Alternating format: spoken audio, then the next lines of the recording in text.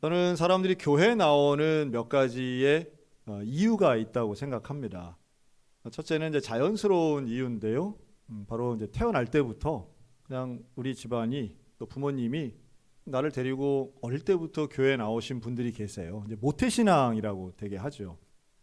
이 모태신앙들은 상당히 좋은 조건으로 신앙생활을 하기에 좋은 조건, 또 뭐 소수는 또 안 그런 분들도 있지만 어린 시절 좋은 경험들을 가지고 이렇게 신앙생활을 잘 해오죠. 그러니까 어떤 면에서는 그냥 예수 믿는 게, 또 예배 드리는 게 그냥 자연스러운 분들 상당히 많으십니다.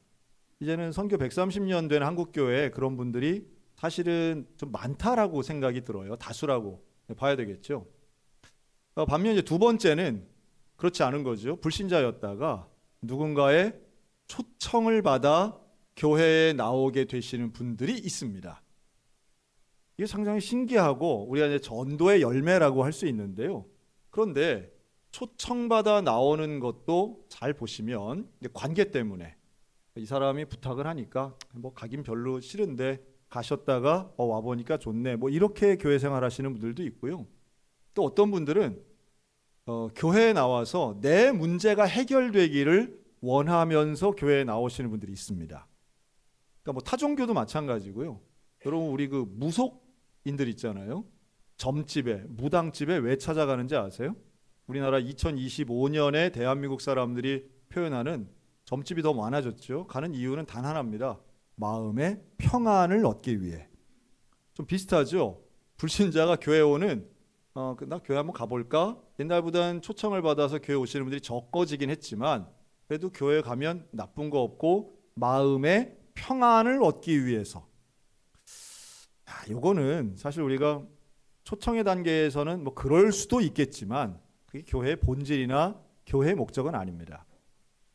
교회가 존재하는 것은 사실은 그 사람의 필요를 채우기 위함이 아니라 더 중요한 게 있습니다. 우리에게 생명을 주시기 위한 것이 교회의 존재의 목적이죠. 근데 아직도 여전히 많은 분들은 교회를 이용하고 싶어 하시는 분들이 있는 것 같아요. 사실 뭐 교인들 중에 뭐 국회의원도 나올 수 있겠죠. 하지만 국회의원이 되기 위해서 교회를 나온다면 그건 이상하죠. 순서만 조금만 생각해도 우리가 교회인 이유, 또 교회로서 역할을 감당하는 이유, 전도하는 이유는 다름 아닌 생명 살리기 위한 것이지 그의 욕구를 채우거나 혹은 필요를 채우거나 문제 해결만 급급한 것은 진정한 복음의 의미는 아닙니다. 하지만 이제 초청의 단계에서 뭐 그런 게 있을 수 있겠죠. 그리고 세 번째가 소위 말해 자기의 인생을 돌아봤을 때 뭔가 남들이 보기엔 그럴듯하고 괜찮은 인생이지만 내 삶에 허무감이나 문제를 느껴서 내가 뭔가 진리, 가치, 의미를 찾아봐야 되겠다라고 해서 교회나 혹은 뭐 절이나 성당 이런 곳을 가시는 분들이 있습니다. 제 발로. 우리가 좀 구도자라고 표현하는데요. 이런 분들이 적지만 계세요. 그리고 와서는 과연 성경이 말하는 그 진리가 무엇인가 들으려 하시는 분들이 사실은 계십니다. 그런데 그 부분, 사실 이런 분들의 공통점은요. 구도자들의 공통점은 평소의 삶이 되게 훌륭하다는 거예요. 자기 인생에 있어서 좋은 직장, 좋은 직업, 그리고 안정된 환경을 가지고 있는데 그런데 남들은 모르는, 남들은 누가 봐도 근사하고 안정되어 있는 인생이지만 본인이 인식하는 내가 문제가 있다. 내가 내 인생이 이렇게 하고 끝난다면 이건 좀 이상하다라고 하는 놀라운 깨달음. 그 깨달음에서 용기를 내시는 분들이 사실은 진리를 찾으려고 한 발짝 떼는 거죠. 오늘 그런 사람이 하나 나와요. 그의 이름은 니고데모. 우리가 잘 알죠. 여러분 니고데모는 바리새인이에요. 근데 바리새인은 혈통적 계통이 아닙니다. 우리가 뭐 유다 지파, 단 지파, 뭐 시므온 지파 이렇게 말하는 12지파에 해당되는 게 아니에요. 그럼 바리새인들은 누구냐 하면 포로기에서 돌아와 가지고 우리가 다시는 하나님 앞에 죄 짓지 말고 하나님이 원하시는 거룩하고 온전한 삶을 살자 이래서 똘똘 뭉쳤던 사람들이 바리새인들이에요.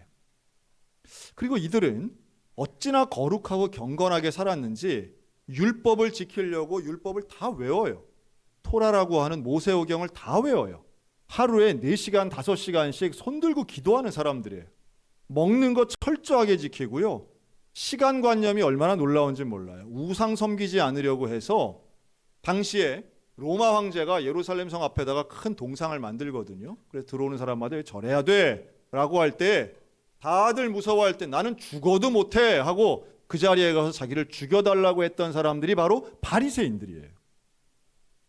이들은 종교적 열심과 율법에 대한 완전성, 그리고 하나님 말씀에 대한 이 구약 성경에 대한 정통성, 전문성이 있었던, 그래서 유대인들로부터 존경받던 사람들이에요. 오늘날로 치면 뭘까요? 모태 신앙인데요. 이분들이 말씀대로 살고 평생을 교회 생활 잘하고 거룩하게 살고 온전하게 사신 분들이라고 해도 크게 다르지 않아요.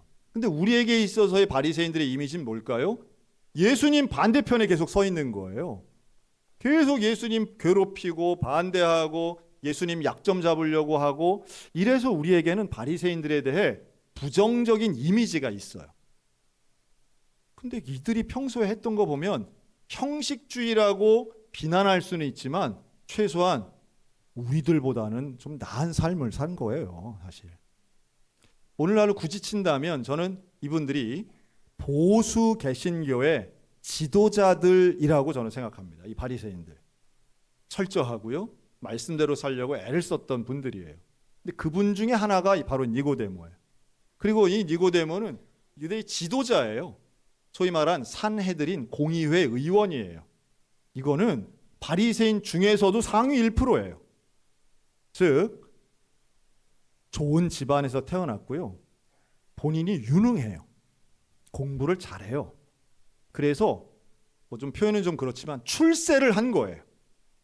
출세해서 공의회 의원이 된 사람이에요. 이 니고데모는 보통 사람 아니에요.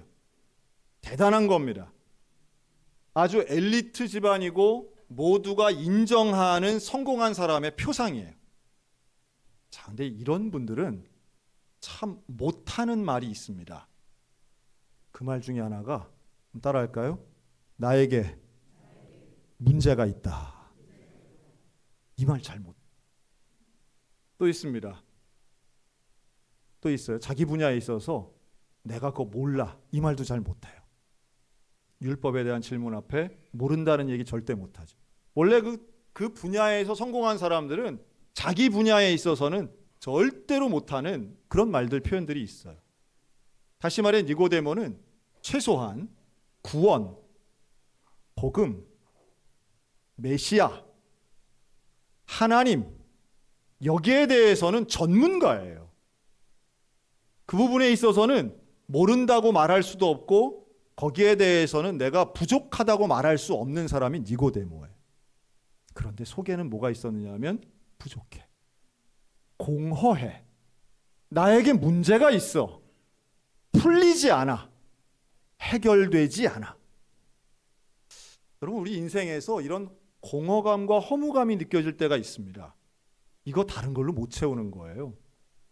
이거 채우려고 사람들이 소위 말하는 헛된 것으로 자랑하죠. 뭐 돈으로, 뭐 학벌로, 집안으로 보여지는 걸로 채우려고는 하지만요. 사람들의 칭찬을 받는 그 순간에는 채워졌나 보다라고 생각하지만 그거 별거 아니라는 거는 살아본 분들, 조금 생각을 깊게 해보신 분들은 금방 알 수 있습니다. 그런 것들로 채워지지 않는 거예요. 명성이나 유명세나 자기가 바라던 꿈을 이룬다고 해서 채워지는 게 아니더라는 거죠. 부모님이 얼마나 좋아했겠어요? 아마 니고데모의 부모님, 이때는 돌아가셨겠지만 돌아가시기 전까지 니고데모는 집안의 자랑이었을 거예요. 그럼 되는 거지, 그러면 충분하지라고 생각했지만 본인은 아니었던 거죠. 그리고 그 공허감과 자기 자신에 대한 부족감에 대해서 예수님의 소문을 들었을 때 저기에는 혹시 길이 있지 않을까라고 생각하게 됩니다. 그래서 니고데모가 예수님을 찾아오죠. 언제 찾아와요? 밤에 찾아옵니다. 밤에 찾아왔다라고 하는 걸 우리는 전통적으로 이렇게 봐요. 다른 사람 눈에 안 띄려고 밤에 왔다고 생각합니다. 다른 사람들 눈에 띄면 좀 부끄러우니까.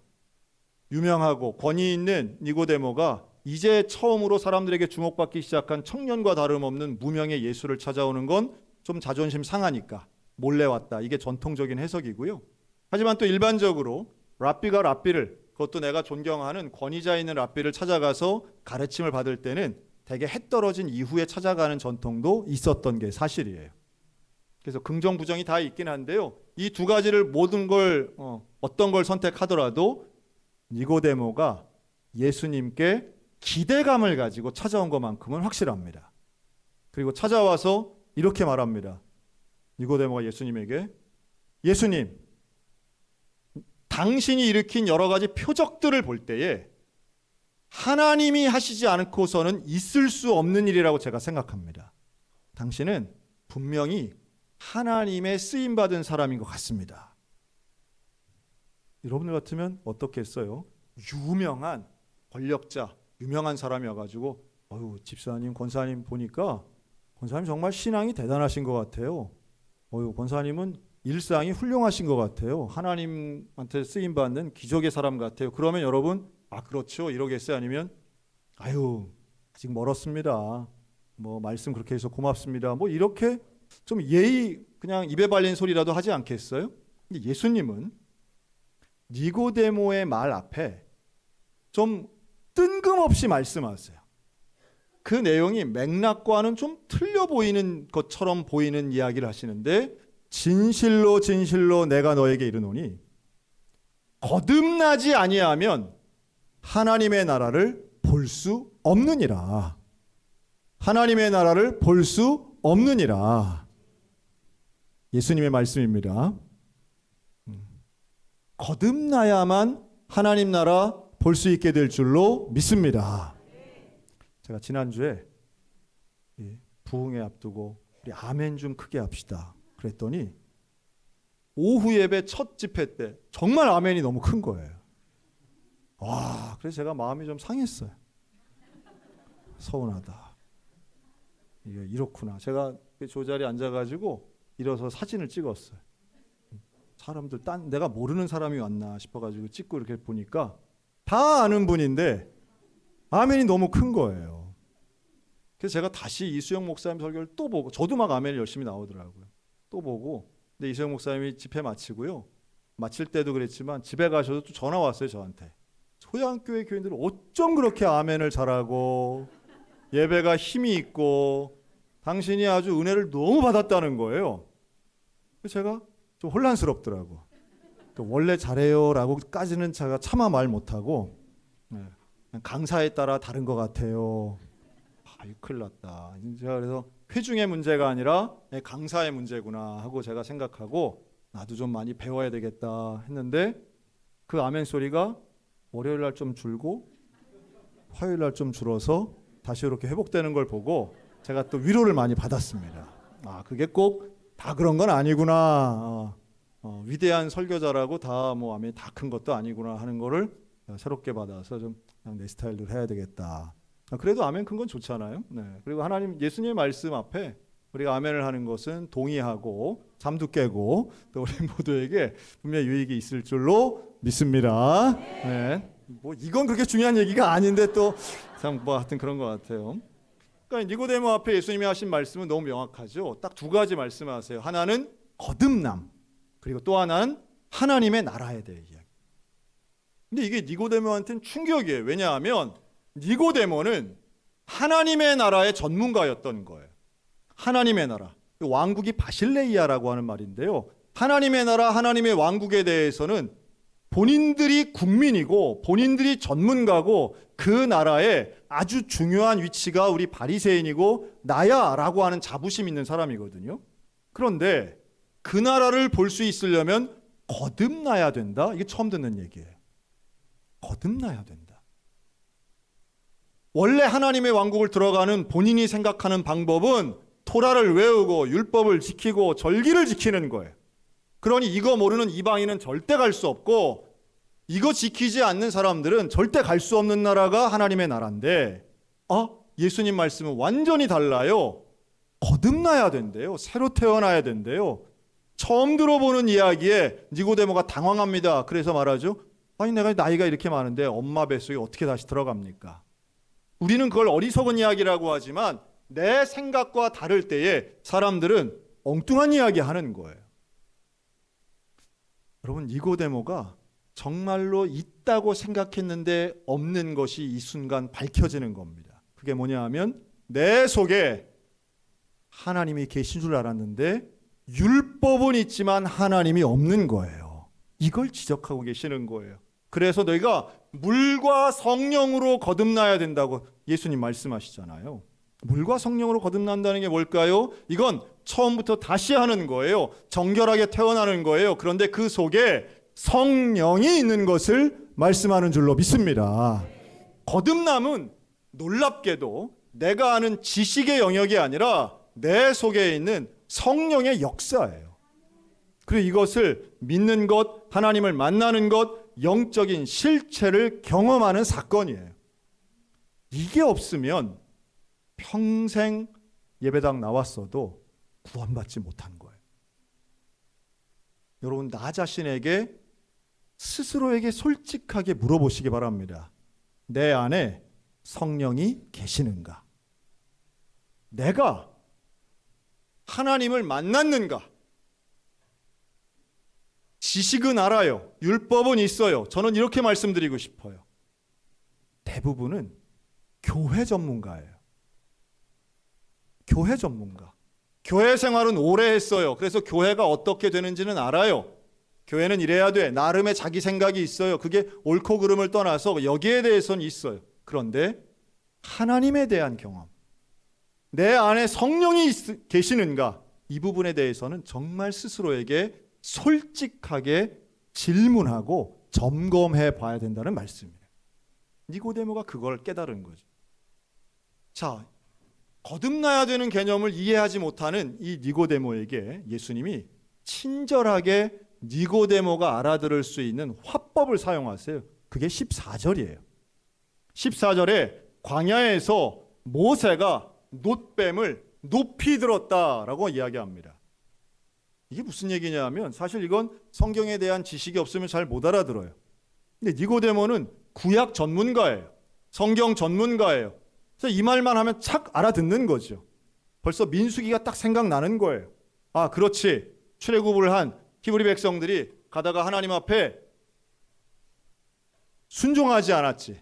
불평했지. 그래서 하나님이 심판을 했는데 불뱀의 심판을 하셨지. 불뱀이 막 와 사람들을 물었어요. 그 물린 사람들이 죽어요. 아파서 죽어요. 살려달라고 사람들이 기도하고 모세가 하나님 앞에 기도했습니다. 그렇게 기도했더니 하나님이 구원책을 하나 주시는데 그게 바로 놋뱀, 구리뱀이에요. 놋뱀을 만들어라. 그 장대 끝에 꽂아가지고 높이 들어라. 그 구리뱀을 본 사람들은 구원을 얻을 것이야. 이건 니고데모가 잘 아는 이야기예요. 자, 그런데 그 말씀을 하시면서 이와 같이 인자도 높이 들려야 하리라. 인자도 높이 들려야 하리라. 그 장대 끝에 있는 그 놋뱀의 이미지를 차용해 오셔서 예수님이 지금 무슨 설명을 하시느냐 하면 십자가에 달리신 예수님을 설명하고 있어요.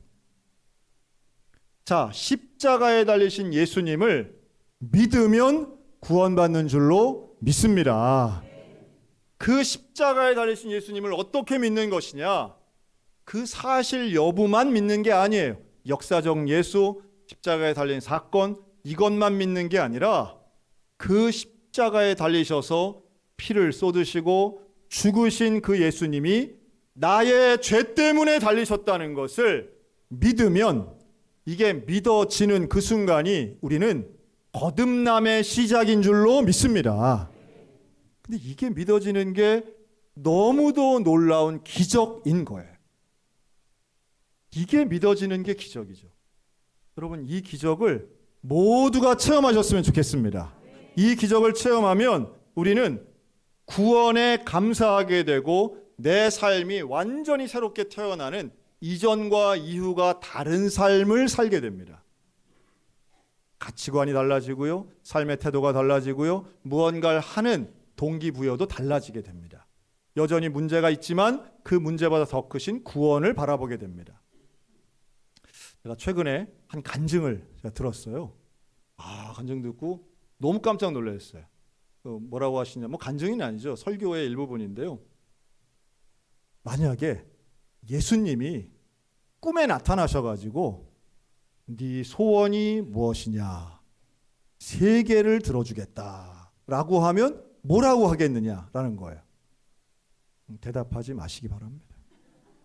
뭐 별소리 다 나오면 희한하니까.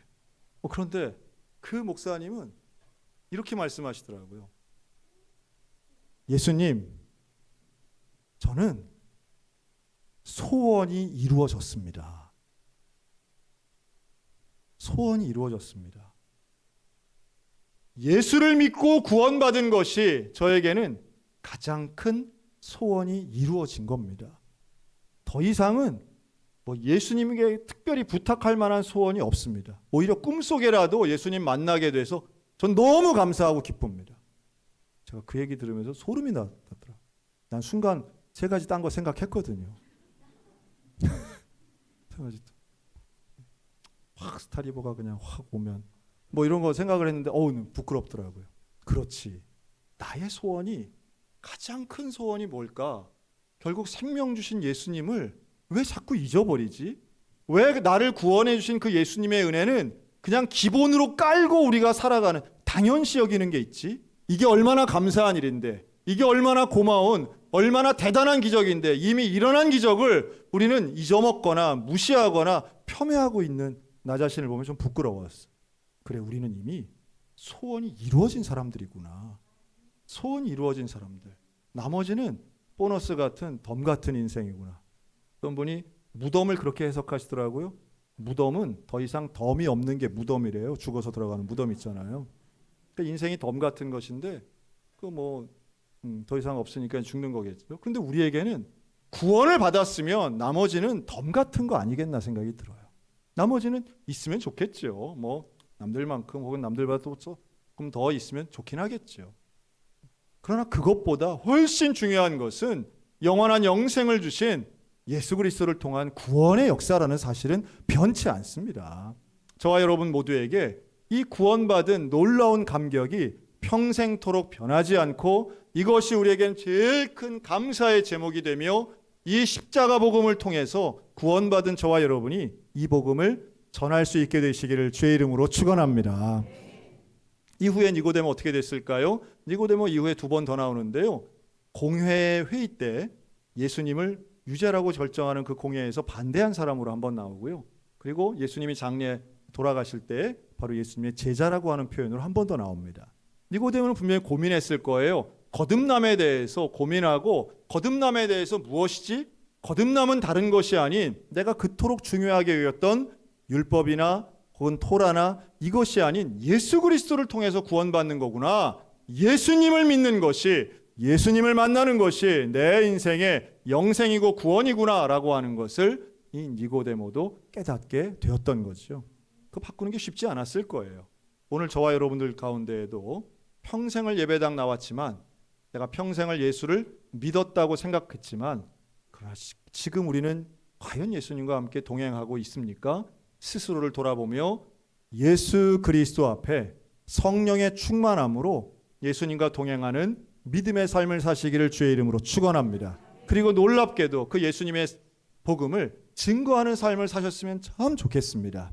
나도 살리고 남도 살리는 이 귀한 사명, 우리 모두 가운데 우리에게도 구원이 필요하고 다른 사람에게도 구원이 필요한 가장 중요한 이 구원을 증거하고 전파하는 우리 소양성결교회 되시기를 주님의 이름으로 축원합니다.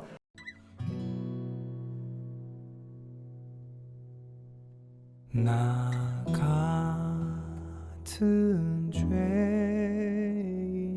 살리신 주 은혜 놀라워